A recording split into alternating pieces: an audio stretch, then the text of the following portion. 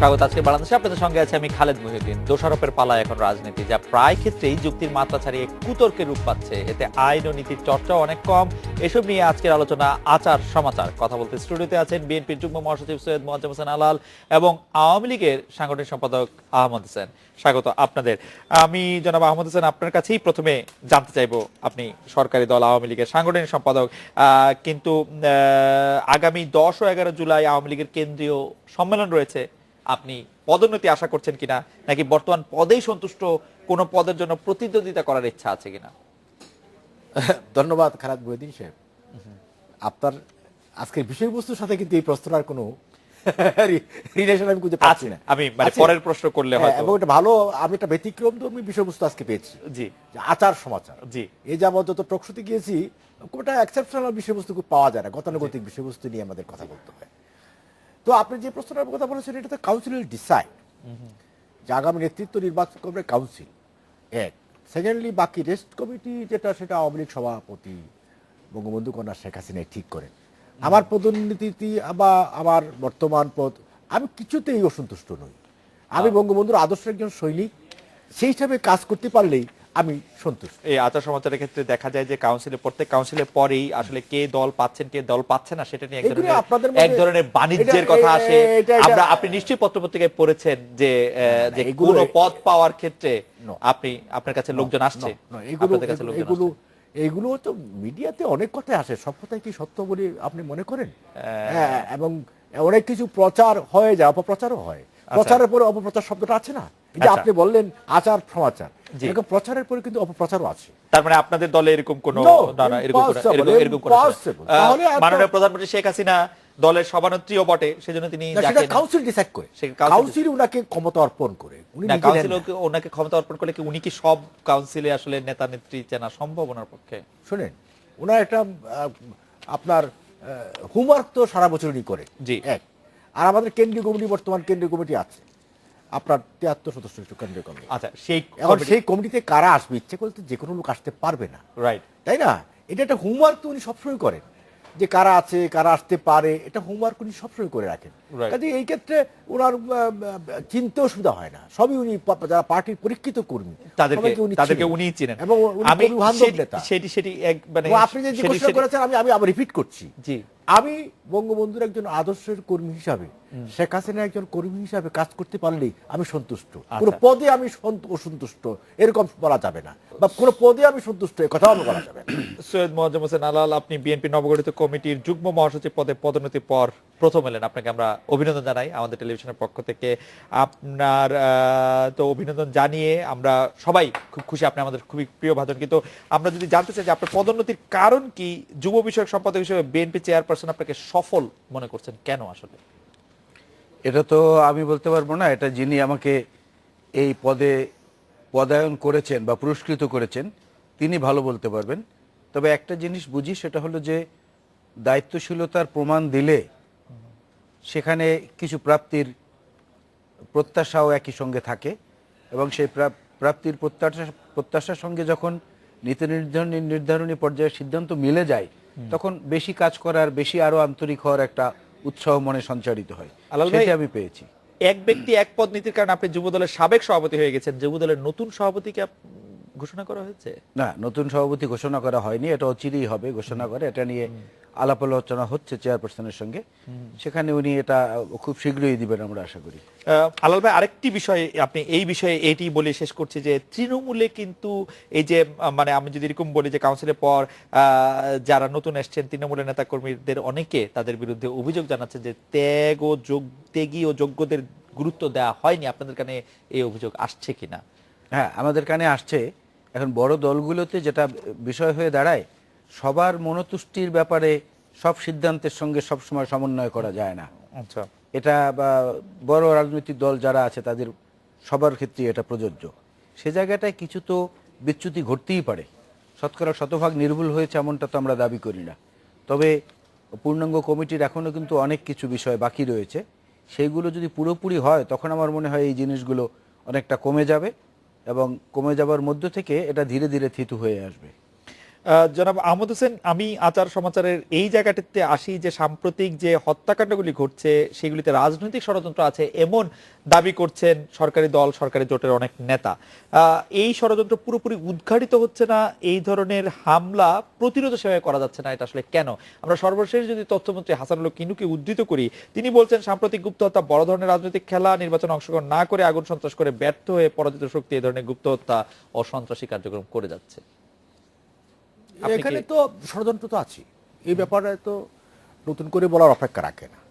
কারণ আপনি তো জানেন যে ষড়যন্ত্র যেটা আপনার 2014 সালের 5 জানুয়ারি নির্বাচনের পর থেকেই ষড়যন্ত্র, এর আগে থেকে ষড়যন্ত্র ছিল, এটা কোনো ইন্টেন্সিফাই হয়েছে। আপনি এখন কথা বলতে গেলে তো সমাচারের প্রশ্ন আসবে, সেখানে আলাল ভাই হয়তো জবাব দিবেন।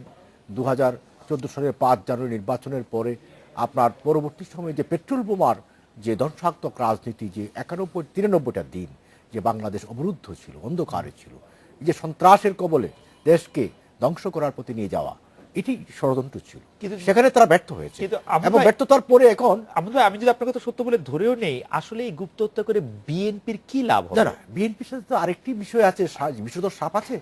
আচ্ছা, বিএনপি জামাত জোটের কি লাভ হবে? জামাত তো সন্ত্রাসী সংগঠন, এটা তো সন্ত্রাসী সংগঠনের বিরুদ্ধে আপনারা তাকে সন্ত্রাসী সংগঠনকে নিষিদ্ধ করছেন না, সেটা সন্ত্রাসী সংগঠনকে আদালতে তো বলেছে সন্ত্রাসী সংগঠন। না, আদালত সন্ত্রাসী সংগঠন বলেছে, কিন্তু সেটি আদালত নিষিদ্ধ রায় করার দিয়েছে। কথা আমরা অনেক দিন ধরে শুনছি। নিষিদ্ধ- আপনারা আমার সাথে আমরা যেটা করছি, জি।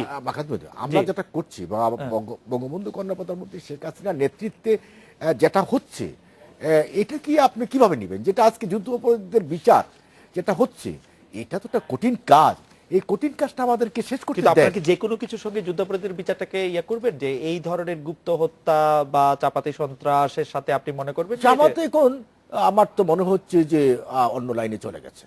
এটি এগুলি এগুলি এখন বিদেশি দেশে- হত্যা, পাদ্রী হত্যা, সুফি না, হত্যা, এগুলোর সাথে মসজিদের ইমাম হত্যা, এগুলো হচ্ছে, এগুলো করে হত্যা করে আপনার ব্লগার হত্যা, লেখক আপনার হত্যা, বাইরের প্রকাশক হত্যা। বিদেশি যারা প্রভু আছে এদেরকে ডেকে আনা, ইনভাইট করা, তাদের কেন? দৃষ্টি আকর্ষণ করা। কেন সেটি কেন এবং হবে? তাদেরকে দৃষ্টি আকর্ষণ করতে পারলে তারা যদি দেশে বাংলাদেশের ব্যাপারে হস্তক্ষেপ করে, তাদের জন্য একটা পরিবেশ তৈরি হতে পারে।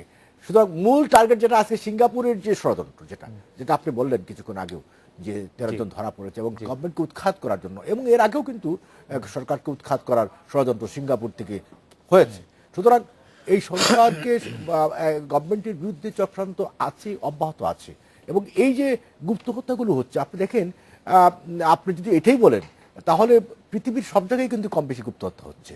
আপনি ভারতে হচ্ছে না, আপনি কি আমেরিকাতে হচ্ছে না, ইউরোপে তো আপনার প্যারিসেতে তো আপনার জঙ্গিবাদের নির্লজ্জ না, আক্রমণ লক্ষ্য করেছে। দুটি অবশ্য দূরও কম। যাই হোক, কিন্তু এখন প্রশ্ন হচ্ছে যে বাংলাদেশে কিছু হলেই আপনার একেবারে হই হই রই রই পড়ে যায়। না, বাংলাদেশ অন্য তো তাবেলা হত্যার পরে আপনি জানেন যে তাবেলা হত্যার পরে কিন্তু হঠাৎ করে রেড অ্যালার্ট জারি হয়ে গেল, কিন্তু এরপর পরে যখন আপনার প্যারিসে ঘটনা ঘটলো, তখন দেখা গেল সারা পৃথিবীতে রেড অ্যালার্ট। হ্যাঁ, ইভেন আমেরিকাতেও কিন্তু দেখা গেল যে একই পরিবারের 10 জন নিহত হয়েছে। না, তার মানে আমি এর সাথে আমি বিরাট চাচ্ছি না, কোনো কিলিংকে জাস্টিফাই করতে চাচ্ছি না, তবে এই যে বাংলাদেশে যে কিলিংগুলো হচ্ছে, এইগুলো যে কনস্পারেসি, ষড়যন্ত্র এবং সরকারের বিরুদ্ধে একটি ষড়যন্ত্র, তার সাথে এবং সরকারের বিরুদ্ধে ষড়যন্ত্র আপনারা যদি নিশ্চিত হন তাহলে সেগুলি প্রতিরোধ করা যাচ্ছে না। আমরা তো আমাদের দিক থেকে, গভর্নমেন্টের দিক থেকে তো আমরা বসে নেই। আমাদের কি প্রতিরোধ করার জন্য আপনারা কি করছেন? মানে বিএনপি জামাতের নেতা নেত্রীদেরকে জেলে পুরে রাখছেন? দিক থেকে আমরা, সরকারের দিক থেকে, হোম মিনিস্ট্রি, আইন প্রয়োগকারী সংস্থা, তারা তো বসে নেই। তারা তো এগুলো এক ধরনের রেমেডি নিচ্ছেন, যে মানে বিএনপির লোকজনকে গ্রেফতার করে, বিএনপির লোকজনকে গ্রেফতার করে। বক্তব্য আসছে, যারা জড়িত আছে তাদের ব্যাপারে তো ব্যবস্থা গ্রহণ করা হচ্ছে এবং করা হবে, এবং ইনকোয়ারি হচ্ছে। এবং আলাল ভাই এই ব্যাপারে একটু মন্তব্য করবেন যে এটি যে ষড়যন্ত্রমূলক, সেটি সরকার যেমন বলছে, সেটি পাশাপাশি অন্যদিকে বিএনপির শীর্ষ নেতৃবৃন্দ থেকে বলা হচ্ছে, বেগম খালেদা জিয়া সহ, যে সরকারে টিকে থাকতে এই ধরনের গুম খুনগুলি করা হচ্ছে। এটিও কতটা আসলে? আপনাকে আমি এই প্রসঙ্গে যে কথাগুলো বলতে চাই, এখন যে অবস্থাটা দাঁড়িয়েছে দেশে, সেটা হলো দুষ্টের দমন করতে না পেরে শিষ্টকে শৃঙ্খলিত করা হচ্ছে। আচ্ছা, বিষয়টা এরকম দাঁড়িয়েছে। আচ্ছা আচ্ছা। যেমন অনেকগুলো বলতে গেলে অনেক সময় লাগবে, অনেকগুলো সাম্প্রতিক গত 3 মাস 6 মাসের সাম্প্রতিক হত্যাকাণ্ডগুলোর বিষয়ে কোনো কুল কিনারা পুলিশ হয়তো জানতে পারে, কিন্তু সেগুলা মিডিয়া ট্রায়ালে আসছে না। যেমন মিডিয়া ট্রায়ালের মধ্যে দেখবেন যে কোনো রকম যদি বিরোধী দলের বা বিরোধী মতের কেউ হয়, তার সম্পর্কে সামান্য একটু সন্দেহজনক কিছু আঁচ করতে পারলেও সঙ্গে সঙ্গে পুলিশের ডিএমপির মিডিয়া কন্ট্রোল রুমে এটা প্রচার করে দেওয়া হয়, যেটা কিন্তু এক ধরনের বিচার পর্ব ওইখানেই শেষ হয়ে যায়। কিন্তু সে যদি সরকারি দলের সঙ্গে সম্পৃক্ত হয় কোনো রকম বা সত্যিকার অর্থে দুষ্কৃতিকারী হয়, সেক্ষেত্রে এটা এত ব্যাপকভাবে করা হয় না।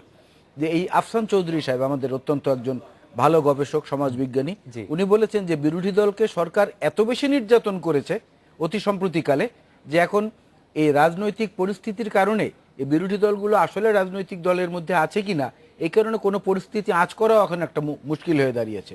গণজাগরণ মঞ্চের ইমরানের সরকার, সে বলেছে আগে আমি মুক্তভাবে চলাফেরা করতাম, এখন আমি সব কর্মসূচিতে যেতে পারি না, আমি নিরাপত্তাহীনতায় ভুগছি। এবং উনি এমন কথাও বলেছেন আলাল ভাই, যে একটি আমি একটু গ্রেফতার মানেই মাঝখানে- কিন্তু ন্যায় বিচারের নিশ্চয়তা আলু নয়। ভাই, কিন্তু আমি যদি আপনি একটু মনে করে দিতে চাই যে সুরঞ্জিত সেনগুপ্ত তার ড্রাইভার যখন টাকা নিয়ে তার গাড়িতে টাকা 70 লাখ টাকা, আপনার নিশ্চয়ই মনে থাকবে যে বিডিআর গেটে সবকটা মিডিয়াতে কিন্তু ফোন করেছেন তারাই, মানে ওই বিডিআর গেট থেকে। সরকার কিন্তু এটা চাপা দিতে চেষ্টা করে নাই। এটা হচ্ছে 2014 আগের কথা, 5ই জানুয়ারি নির্বাচনের আগের কথা। আচ্ছা, দুই রকম ডেফিনেটলি সরকার। দুই ধরনের অনুষঙ্গ বহন করে। আচ্ছা, আচ্ছা। এবং এই যে ষড়যন্ত্রের কথাটা আহমেদ ভাই বললেন, ষড়যন্ত্র হচ্ছে একটা পৃথিবীতে অতি প্রাচীন একটা সার্বজনীন তত্ত্ব, যার যখন কাজে লাগে সে তখন ব্যবহার করে, যে যখন সরকারে থাকে। এটা দলমত নির্বিশেষে, আমি কোনো নির্দিষ্ট দলকে বলছি না। কিন্তু এখন ষড়যন্ত্র তত্ত্বটা এত বেশি যে ষড়যন্ত্রকে ভাঙা খুব সহজ। যেমন অতি সম্প্রতিকালে আপনি দেখবেন এই যে হত্যাকাণ্ডগুলো সংগঠিত হওয়ার মাঝখানে একটি সময় তথ্যমন্ত্রী হাসানুল্লাহ ইউনূস সাহেব বলেছেন যে লাদেনের কাছে সরাসরি প্রশিক্ষিত 8,000 জঙ্গি বাংলাদেশে অবস্থান করছে। তাই ষড়যন্ত্র ভাঙা তো অতি সহজ। তথ্যমন্ত্রী সাহেবকে যদি স্বরাষ্ট্র মন্ত্রণালয়ের আওতায় দেওয়া হয়, জিজ্ঞাসাবাদ করা হয়, তালিকাটা তো ওনার কাছ থেকেই পেতে পারেন। তার মধ্যে যেই জড়িত থাকুক, এই ষড়যন্ত্র ভাঙা অতি সহজ।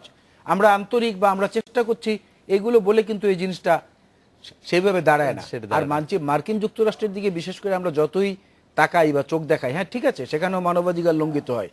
কিন্তু অতি সম্প্রতিকালে মাত্র কয়েকদিন আগে গার্ডিয়ান পত্রিকায় হেডলাইনটা যেটা করেছে, গার্ডিয়ান সাময়িকীতে, যে ঢাকায় এখন যুদ্ধ অবস্থা বিরাজ করছে, যে কোনো মুহূর্তে যে কারো প্রাণহানির আশঙ্কা। না, সেটি তো তো সেই যে অবস্থাটা দাঁড়িয়েছে এর মধ্যে, সেই ক্ষেত্রে কি আপনারা মানে আপনাদের দলের কোনো দায় দেখেন? হ্যাঁ দায় আছে, আপনাদের দলের কোনো দায় আছে? অবশ্যই দায় আছে। কিরকম দেখেন? দায়টা হলো আমরা সরকারকে বারবার যে আহ্বান জানাচ্ছি, অনুরোধ করছি যে এটা রাজনৈতিক সংকটের মধ্য থেকে উদ্ভব একটি পরিস্থিতি, এটা নিয়ে জাতীয় ঐক্যমতের জন্য দেশের স্বার্থে আমরা একটা টেবিলে বসি সকল স্টেক হোল্ডারদেরকে নিয়ে। সেইটা সরকার শুনছে না, ক্রমাগত তুচ্ছ তাচ্ছিল্য করে চাপিয়ে দিচ্ছে। যেমন ডক্টর হাসান মাহমুদ সাহেব, ব্রাসেলসে বোমা বিস্ফোরণ হয়েছে সেইটাও বিএনপি দায়ী, এই কথা হ্যাঁ, উনি না, বলেছেন। সেটিও সব বলেছেন। তারপরে রিজার্ভ চুরির সঙ্গে বিএনপি দায়ী, সেটাও বলেছেন। ভাগ্য ভালো ভূমিকম্পের সঙ্গে বিএনপি দায়ী, এই কথাটা উনি বলেন। আমরা একটা বিরতি নিচ্ছি। যাই হোক, এইভাবে মানে দায় চাপিয়ে দেওয়ার বিষয়টা তো আচার হয় না, এটা অনাচার হয়। এবং দায় চাপানোর পরে আবার বিএনপির পক্ষ থেকে আবার একটা প্রতিক্রিয়া আসে যে মনে হয় যে আসলে ভূমিকম্প হওয়ার জন্য ঠিক সরকারি দলই দায়ী। যাই হোক, সেটি আমরা দেখে আসছি। আমরা একটা বিরতি নেব। বিরতির পর ফিরে এসে আহমেদ হোসেন ভাই, আমরা আপনার কাছ থেকে জানতে চাইবো যে মাননীয় প্রধানমন্ত্রীর পুত্র এবং তার আইটি উপদেষ্টা সজীব ওয়াজেদ জয় এবং যুক্তরাষ্ট্রের কথিত $300 মিলিয়ন নিয়ে বিএনপি মাঠে রাজনীতিতে একটি নতুন বিতর্ক উস্কে দিতে চাইছে। এই তথ্য আপনারা বিভ্রান্তিকর বলছেন। এই বিষয়ে সরকারের কাছে যেসব তথ্য আছে এবং জনগণের মধ্যে যাতে বিভ্রান্তির মধ্যে না পড়ে, তার জন্য সরকারি দল মানে কি করছে, বস্তুনিষ্ঠ কি তথ্য তুলে দিচ্ছে, আমরা এটি আপনার কাছে শুনতে চাবো। আমরা একটা বিরতি নিচ্ছি এবং ফিরছি আপনাদের কাছে।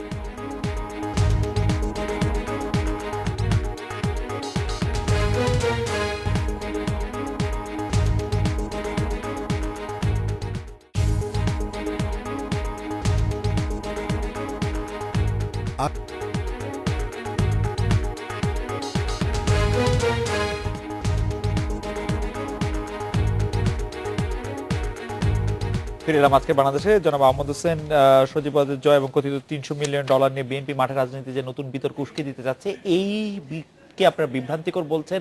একে সত্যি জনগণের কাছে এই বিভ্রান্তি দূর করার জন্য আপনারা কি করছেন? এই যে কথাটা বিএনপি চেয়ারপারসনের কণ্ঠে এসেছে, জি, তিনি আগে পেট্রোল বোমা মেরেছেন, এখন কথার পেট্রোল বোমা মারছেন।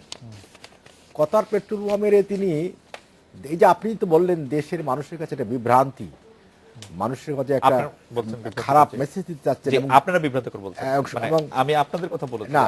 সজীব ওয়াজেদ জয় একটা ক্লিন ইমেজ তার আছে, এবং যেহেতু আমার যেটা মনে হচ্ছে এটা হচ্ছে নিজের ছেলে তারেক জিয়া যখন দুর্নীতিবাজ হিসাবে প্রতিষ্ঠিত দেশের মানুষের কাছে, তখন প্রধানমন্ত্রী বঙ্গবন্ধু কন্যা শেখ হাসিনার ছেলেকে একটা দুর্নীতির তকমা বা রং লাগিয়ে দেওয়ার একটা অপপ্রয়াস, আর কিছু না। মানে সেটি আপনার কাছে মনে হচ্ছে যে হ্যাঁ, খুবই অপপ্রয়াস। সুতরাং এখানে এবং সজীব ওয়াজেদ জয় কিন্তু চ্যালেঞ্জও দিয়েছেন যে যদি আপনি প্রমাণ করুন যে $300 মিলিয়ন পাচার হয়েছে বা আমি নিয়েছি বা এটার সাথে জড়িত আছি, আপনি প্রমাণ করুন।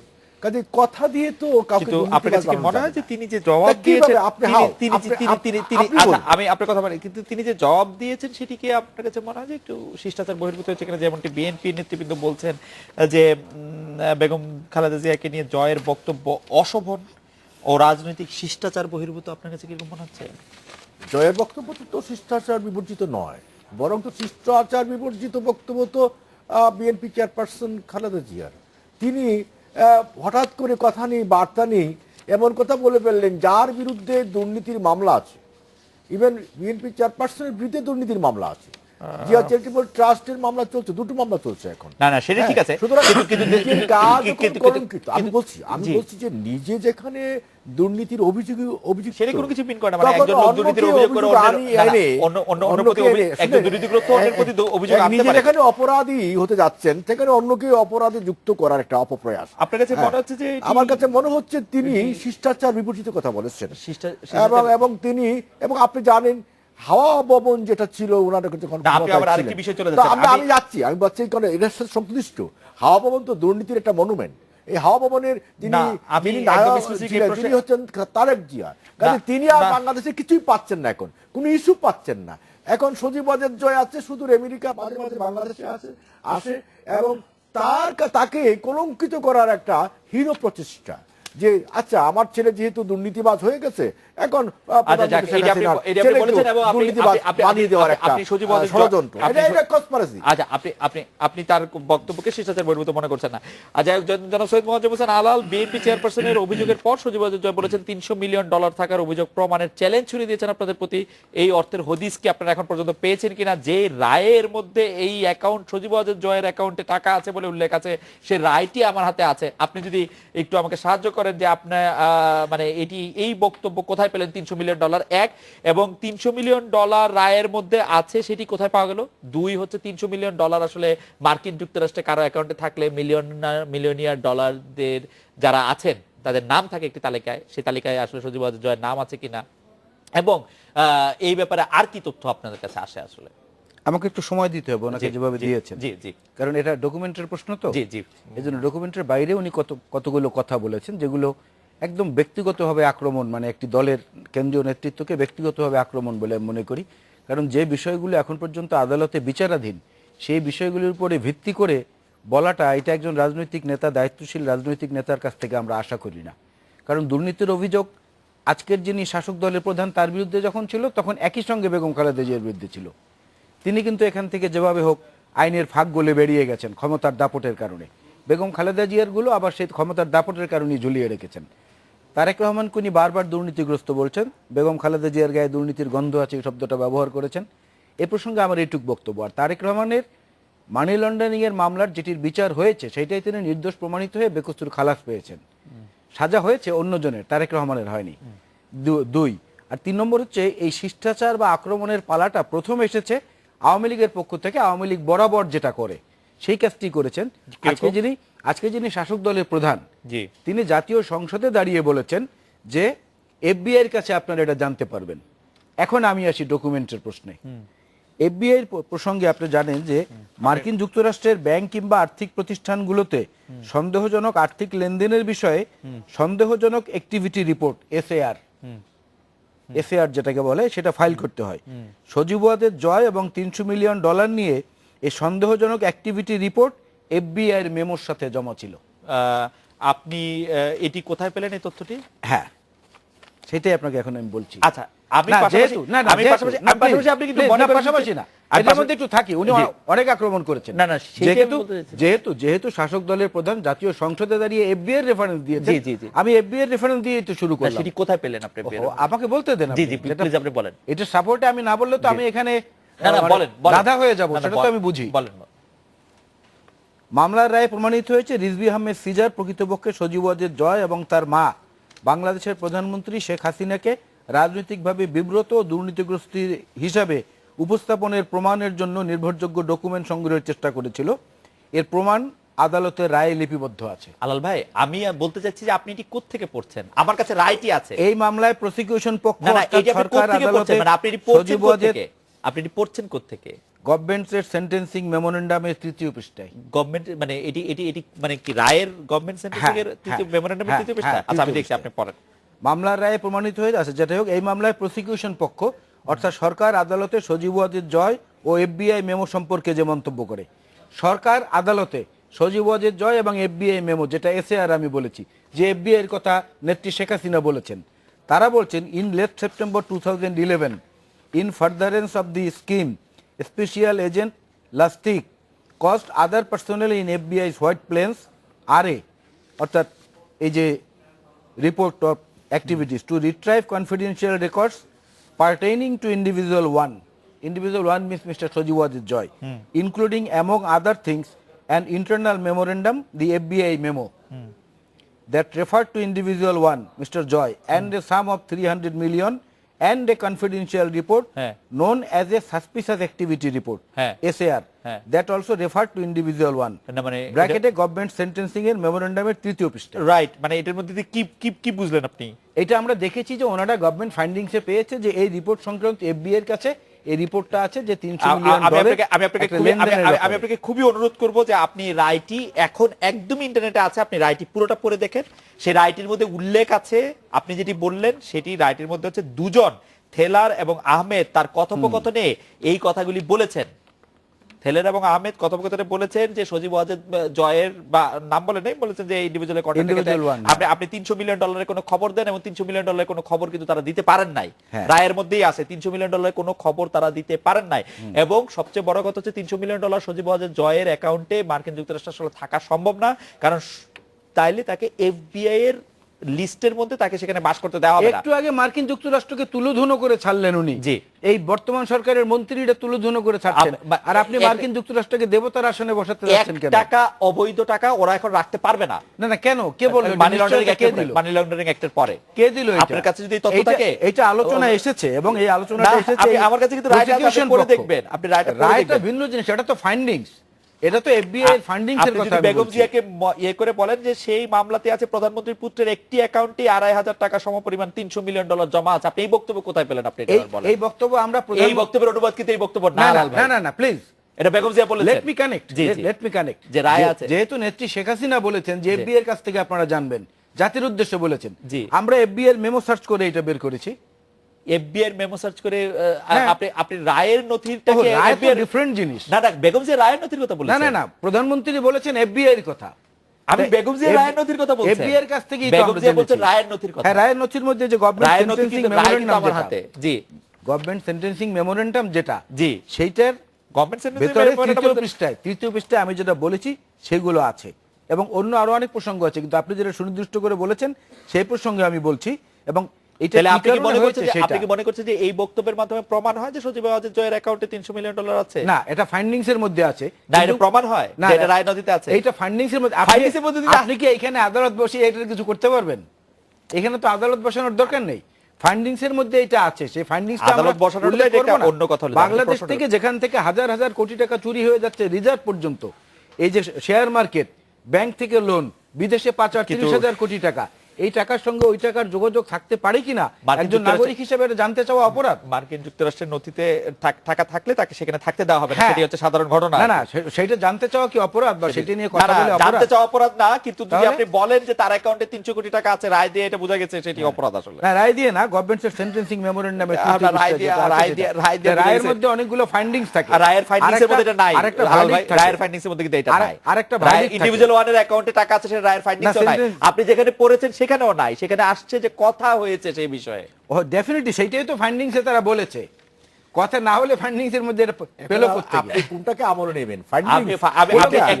একটা জায়গায় আপনার বিরুদ্ধে যদি কোনো অভিযোগ আসে, আমি জানি না, যাই হোক, এটা আপনাদের ব্যাপার। আপনি যদি মনে করেন যে এটা আপনারা প্রমাণ করতে পেরেছেন, সেটা দর্শকরা নিশ্চয়ই বুঝবেন। আমি জানি না, আমি জানি না। শুনেন, ইন্দিরা গান্ধী কাঠগড়ায় দাঁড়িয়ে বলেছিল আজকের আদালতে, কিন্তু আমার কাছে মনে হয়, আমার কাছে what is people's perception, that is the judgement for a political, for a politician. আপনার people's perception for a politician হাওয়া ভবনের কথা উনি বলেছেন। আজকে তো বাংলাদেশে যদি হাওয়া ভবনের ওই কথাগুলো অপপ্রচার ছিল, প্রমাণিত হয়েছে, তারপরেও যদি আমরা সত্যি ধরে নিই, আজকে তো হাওয়া ভবন নেই, তারপরেও ব্যাংক লুট কেন, তারপরেও বাংলাদেশ থেকে টাকা পাচার কেন, তারপরেও মালয়েশিয়া লোক সরবরাহ বন্ধ কেন? আমার মনে হয় আলাল ভাই আপনি যথেষ্ট বলেছেন, আমরা একটা বিরতি না, নিচ্ছি। যেগুলো উনি বলেছেন সেই প্রসঙ্গেই আচ্ছা, আমরা একটা বিরতি দিচ্ছি। আমাদের একটা বিরতি নিতে হবে। বিরতির পরে আপনি ফিরে এসে বললেন যে দেশের অর্থনৈতিক উন্নয়নের স্বার্থে নিয়ন্ত্রিত সীমিত গণতন্ত্র মেনে নেওয়ার প্রত্যক্ষ পরোক্ষ আহ্বান আপনাদের কোনো নেতা বিভিন্ন সময় জানিয়েছেন। কম গণতন্ত্রের দেশে গণমাধ্যমের বেশি স্বাধীনতার কোনো সুযোগ থাকে কিনা, আমরা স্বাধীন থাকতে পারবো কিনা, সেই কথাটি আপনার কাছে জানতে চাইবো। আমরা একটা বিরতি নিয়ে ফিরছি আপনার কাছে। সুযোগ থাকে কিনা, আমরা স্বাধীন থাকতে পারবো কিনা, সেই কথাটি আপনার কাছে জানতে চাইবো। আমরা একটা বিরতি নিয়ে ফিরছি আপনার কাছে।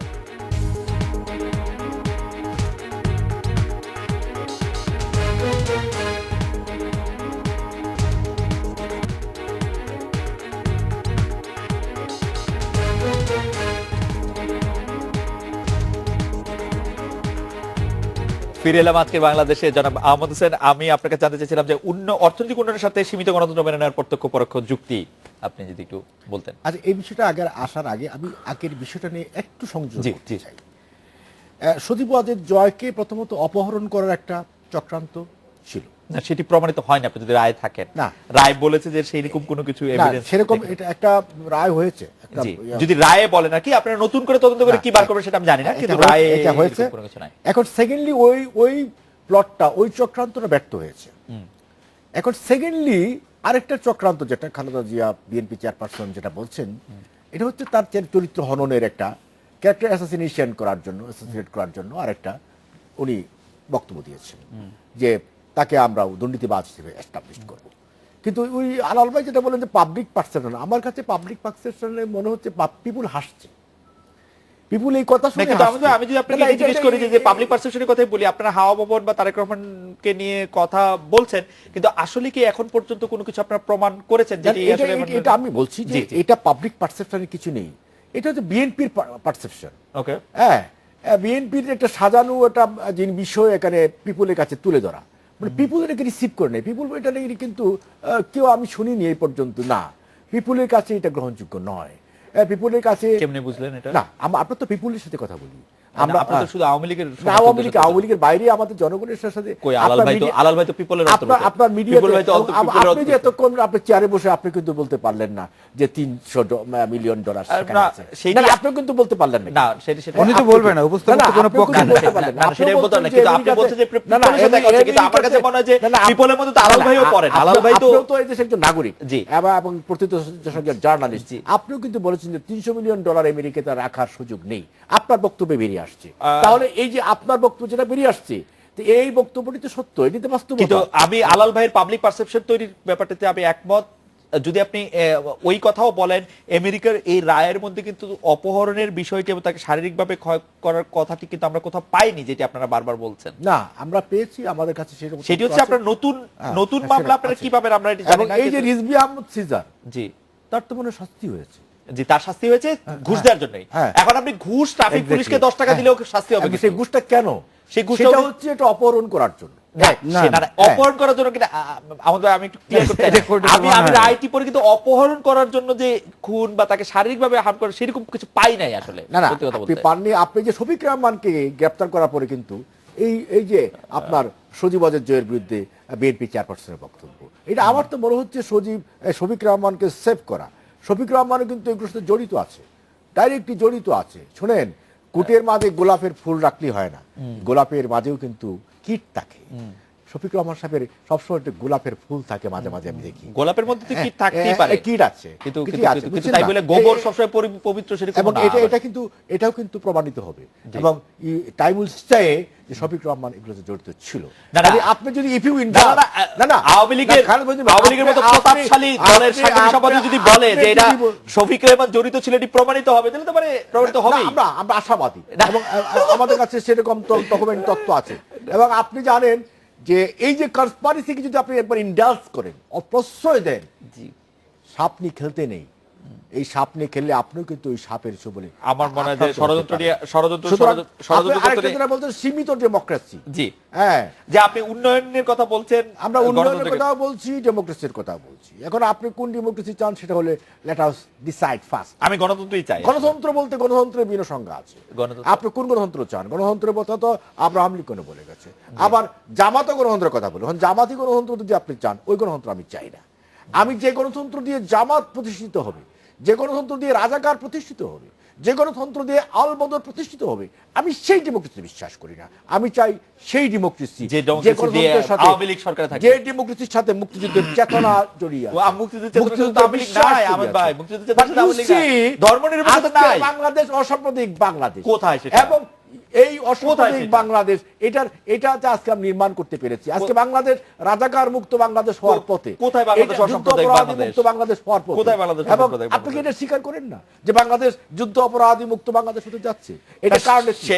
এটা প্রধানমন্ত্রী শেখ হাসিনার নেতৃত্বে। আমার মনে হয় যে এই ব্যাপারে আমরা এনাফ শুনেছি। আমরা একটা বিরতি নেই। আলাল ভাইয়ের কাছে একটু যাব। আবার আমি আলাল ভাই, আগাম নির্বাচন হলে দেশে আদর্শ গণতন্ত্র হলে চাপাতি হামলা কমে যাবে। আপনাদের কোন নেতার এমন দাবির যৌক্তিক ভিত্তি আসলে কি? আমি প্রশ্নটি আসলে এভাবে করতে চাই, যদি এইটা হয় যে আসলে আগাম নির্বাচন হলে বা আপনারা ক্ষমতা থাকলে এই চাপাতি, তাহলে কি মনে হয় না যে এগুলো আসলে আপনাদের সাথে জড়িতরাই কেউ করছেন? এরকম মনে হয়? এটা কে বলেছে? সুনির্দিষ্ট করে না বললে আমি উত্তর দিতে পারবো না। বিএনপি নেতৃবৃন্দ কিন্তু বলেছে যে, মানে কে বলেছে? ও আপনি নাম শুনতে চাচ্ছেন? আমি নামও বলছি। আমি বিরতিতে ফিরে আসি। আমি বিরতিতে ফিরে আসি। মানে যে দেশে গণতন্ত্র থাকলে দেশে এরকম সন্ত্রাস বা সন্ত্রাসীমূলক কর্মকাণ্ড হতো না, সেই বিএনপি নেতৃবৃন্দ বলছেন। আমরা একটা বিরতি নিয়ে আসছি আপনার কাছে। উন্নয়ন নিয়ে বলবো না?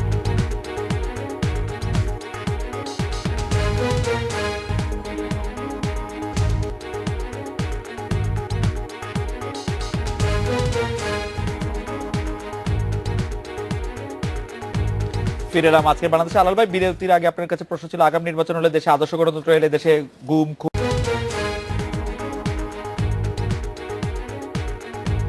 ফিরে এলাম আজকে বাংলাদেশে। আলাল ভাই, বিরতির আগে আপনার কাছে প্রশ্ন ছিল, আগাম নির্বাচন হলে দেশে আদর্শ গণতন্ত্র হলে দেশে গুম খুন হত্যা সন্ত্রাস চাপাশে হামলা কমে যাবে। আপনাদের কোন নেতার এরকম আগাম যৌক্তিক দাবি, এমন দাবির যৌক্তিক ভিত্তি জানতে চাচ্ছিলাম। আপনি বলছেন যে এগুলি কে বলছেন? বেগম জিয়া, বিএনপি চেয়ারপারসন, তিনি বলেছেন যে আওয়ামী লীগ এলেই দেশে জঙ্গিবাদের উত্থান হয়।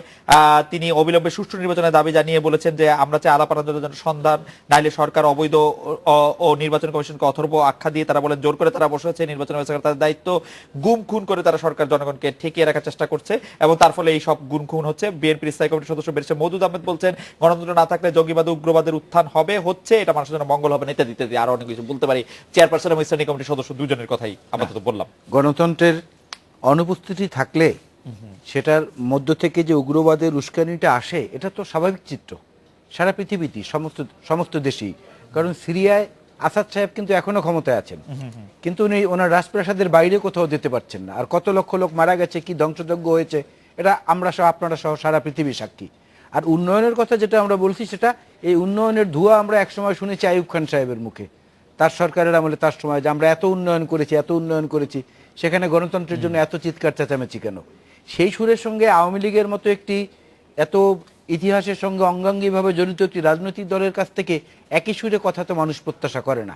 কারণ অবস্থা তো অনেক পরিবর্তন হয়েছে, এখন তো বাংলাদেশটা স্বাধীন এবং গণতন্ত্রের এখানে আরো ধাপ গড়ে উঠুক, সেইটাই চায়। এবং এই যে কিছুদিন আগে মার্কিন সহকারী পররাষ্ট্র সচিব এই অঞ্চলের, যিনি এই যে স্যার জন সোয়েল, উনি যে বাংলাদেশ ভিজিট করে গেলেন, উনি যাওয়ার আগে প্রেসে যেটা ব্রিফিং করেছেন আমার মনে আছে, কথাটা এরকম যে সন্ত্রাস দমনে আইনের শাসন খর্ব করা কাম্য নয়। সন্ত্রাস দমনের নামে আইনের শাসন খর্ব করা, আইনের শাসনটা মানে সবার বেলায় প্রযোজ্য, সরকার বিরোধী দল নির্বিশেষে।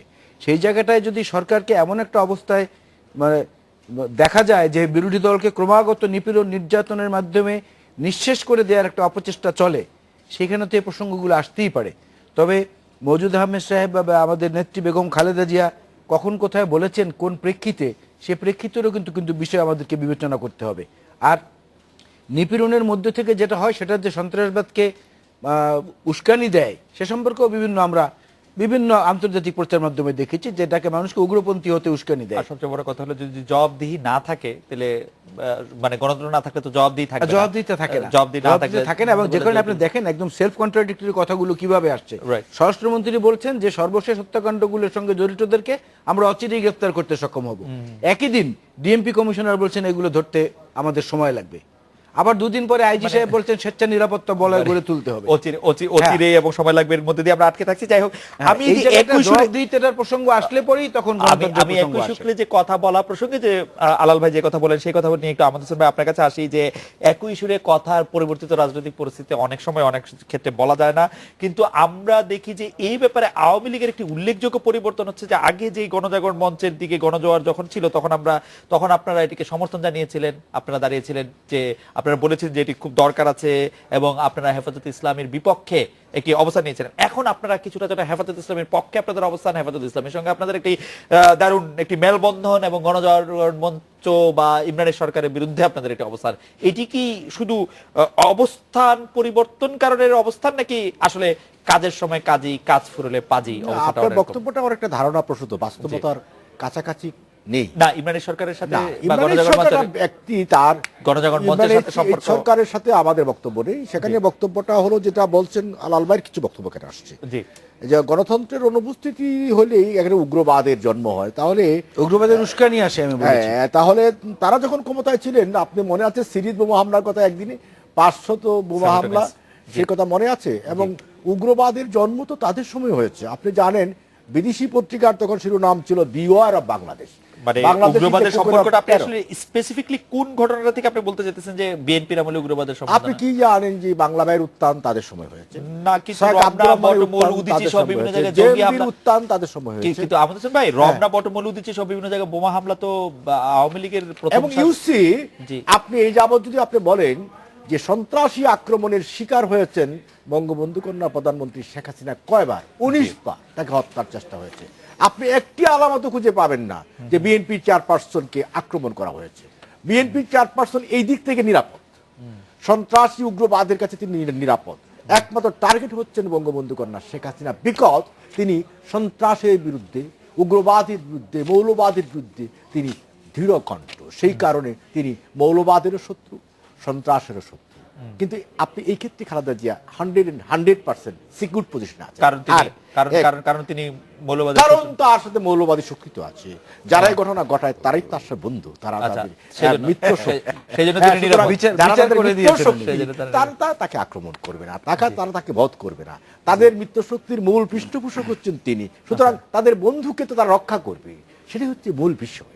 এক, দুই, আপনি কথা যেটা বলতে চাচ্ছেন, যে কথাটা কি বললেন আপনি, যেটা বলতে চাচ্ছিলেন, যে আমি বলতে চাচ্ছি যে আপনারা যখন যাকে দরকার হয় তাকে, এটা আপনি হেফাজতের সাথে আমাদের কোনো আনুষ্ঠানিক সম্পর্ক নেই। না, অনানুষ্ঠানিক অনেক সম্পর্ক নিয়েই তো আমাদের প্রশ্ন। অনানুষ্ঠানিক সম্পর্ক, আনুষ্ঠানিক সম্পর্ক নিয়ে যেটা আনসিন আছে সেটা আপনি এটাকে আপনি দর্থবের জানতে পারবেন না। কেন আনসিন আমাদের কাছে এমন কোনো আনুষ্ঠানিকতা আছে? আপনি বলতে পারবেন যে তাদের আমাদের কোনো দলিল হয়েছে বা আনুষ্ঠানিকভাবে রিলেশন হয়েছে? দলিলটি হয়নি, আপনারা তাদেরকে জমি দিয়েছেন, তাদেরকে জমি দিয়েছেন হেফাজতে, উনি বাংলাদেশের কওমি সাথে কিন্তু আমাদের কোনো সম্পর্ক নেই। হেফাজতের বারোদমার সাথে সম্পর্ক বিএনপি, এবং খালেদা জিয়া নিজেই এটাকে সাপোর্ট দিয়েছিলেন, মনে আছে আপনার? হ্যাঁ, সুতরাং আমরা কিন্তু ওই সাপোর্টে নেই, ওই বারোদমার সাথে নেই। আমার যদি মনে পড়ছে যে আপনারাও আপনাদের একজন প্রতিনিধি রেখেছেন। আল্লাহ যেটা বলেছেন যে দুষ্টের দমন শিষ্টের, আমরা শিষ্টের দমন করছি, আমরা শিষ্টের লালন করছি, দুষ্টকে দমন করছি। বাস্তব আহমেদ ভাই, আমরা একদমই শেষ পর্যায়ে, আলাল ভাই আমরা 1 মিনিট শুনতে পারবো আপনাকে? না, যে কথাগুলো উনি বলেছেন ওর কথাগুলো আসলে তো দালিলিক ভিত্তির চেয়ে আপনার প্রিজাম্পশনের উপর এবং অ্যাসপিরেশনের উপর বেশি ডিপেন্ডেন্ট, বাগ্মিতার উপর অনেক।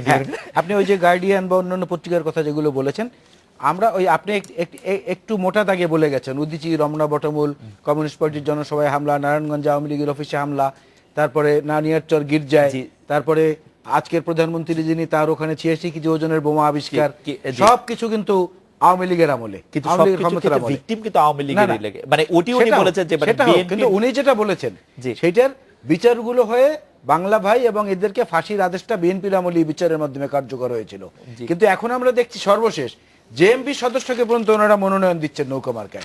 এটা হলো একদম সর্বশেষ, আপনাকে আমি জি, বলি। জি, আমরা আজকে বাগমারী পত্র-পত্রিকা দেখেছি, উপজেলা বাগমারী চেয়ারম্যান, হ্যাঁ, আব্দুল সালাম নামে নাউজুবিল্লাহ, একজনকে- নাউজুবিল্লাহ। নাউজুবিল্লাহ, নাউজুবিল্লাহ, মানে এটা আজকে- এটা আজকে কিন্তু confirm, সামাজিক I can গণমাধ্যমগুলিতে challenge। সামাজিক সামাজিক গণমাধ্যমগুলিতে গণমাধ্যম সারাদিন আজকে এই বিষয়টি নিয়ে আলোচনা হয়েছে। গতকালকে সমকাল পত্রিকা, সমকাল গোলাম পত্রিকা। সরোয়ার সাহেবের পত্রিকা আজকে আমি বলছি যে সামাজিক গণমাধ্যমগুলিতে এবং আজকে সেটা সারাদিন পুলিশ নিয়ে স্বীকার আলোচনা করেছে, হয়েছে। গোয়েন্দা বাহিনী স্বীকার করছে, আওয়ামী লীগের স্থানীয় আওয়ামী লীগ অবশ্য সভাপতি, মনোনয়ন সাধারণ বাতিল করেছে, সম্পাদক আলাল ভাই স্বীকার আওয়ামী লীগ করেছে। অবশ্য মনোনয়ন বাতিল করেছে। আচ্ছা, বাতিল এই করেছে জন্য congratulate করেন। সেটা যে আলাদা। আওয়ামী লীগ বাতিল- Congratulate করেন। আর আওয়ামী এই লীগ যে- বাতিল- no, no, এটা কেন কংগ্রেচুলেট করবো? জামাতকে রিসিভ করে নিচ্ছেন হানিফ ভাই, জামাতকে রিসিভ করে নিচ্ছেন শরীয়তপুরের যাই নেতারা। হোক, আমরা- জামাতকে যোগদান করাচ্ছেন, পুলিশে চাকরি দিচ্ছেন, ফুল দিচ্ছেন, আর সব দায় হয়ে গেল বিএনপি। এই যে আজকে যে ঠিক না। নমিনেশন বাতিল হলো, সমস্ত এটার জন্য ঘটনাগুলোর আপনি বিচার ধন্যবাদ বিএনপির দিবেন। আমলে না, হয়েছে। আমরা অবশ্যই ধন্যবাদ দিতে আওয়ামী চাই, লীগকে ধন্যবাদ কিন্তু আমার দিবেন কাছে না, মনে হয় যে প্রধানমন্ত্রীকে ধন্যবাদ দিবেন আমি না। আওয়ামী লীগের সাংগঠনিক সম্পাদকের কাছ থেকে এটিও আশা করবো যে এটি মনোনয়নটি পেয়েছিল কিভাবে সেটি আপনি নিশ্চয়ই আমাদেরকে জানাবেন। এটা accidental। না, এনামুল হক, accidental, MP সেটি এনামুল হক আছে এবং এটা বলেছে। আমরা সেটা inquire করবো। সেটা আমি আপনার মাধ্যমে দেশবাসীকে MP assure এনামুল হক করবো করেছে। এটা যে- কিভাবে পেয়েছে, যে এবং কেউ যে যদি করেছে জড়িত সেটা থাকে, ইয়া হবে কিনা। আমরা সেটা আমরা find out করবো। আবারও আলাল ভাইকে অভিনন্দন জানাই নতুন পদে যোগ দেওয়ার জন্য, এবং আমরা একটি ভালো খবর দেই যে আলাল ভাই পদ পাওয়ার পর নেতাকর্মীদের ফুলেল অভিনন্দন গ্রহণ করেনি, তিনি একটি ইয়ে রাখতে চেয়েছেন। আমাদের হোসেন ভাই, আপনাকেও অনেক ধন্যবাদ আমাদের অনুষ্ঠানে আসার জন্য। আমরা Thank you, আজকের বাংলাদেশ আপনাকে এখানে শেষ ধন্যবাদ। করছি। দেখা হচ্ছে আগামীকাল এই সময়। শুভরাত্রি।